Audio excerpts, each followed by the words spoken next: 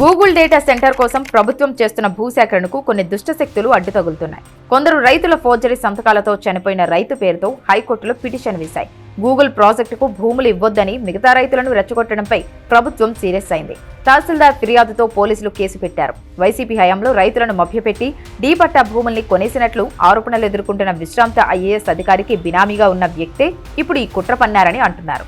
జగన్ హయాంలోని భీమిలి నియోజకవర్గం ఆనందపురం మండలంలోని తర్లువాడలో రైతులకు అడ్వాన్సులు చెల్లించి వారితో ఒప్పందాలు చేసుకుని డీ పట్టా భూములను గుప్పెట్లో పెట్టుకున్నారు. ఇప్పుడు అదే తర్లువాడలో 308 ఎకరాల్ని గూగుల్కు కేటాయించాలని ప్రభుత్వం నిర్ణయించింది.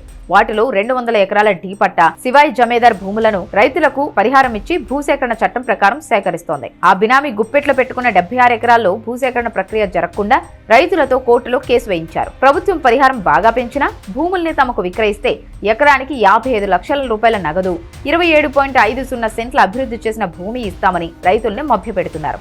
స్వచ్ఛందంగా భూములు ఇచ్చేందుకు వస్తున్న రైతులను అడ్డుకుంటున్న వారిపై, రైతుల సంతకాలు ఫోర్జరీ చేసిన వారిపై చర్యలు తీసుకోనున్నారు. 4 రైతుల నుంచి స్టేట్మెంట్ నమోదు చేసిన పోలీసులు దర్యాప్తు జరుపుతున్నారు.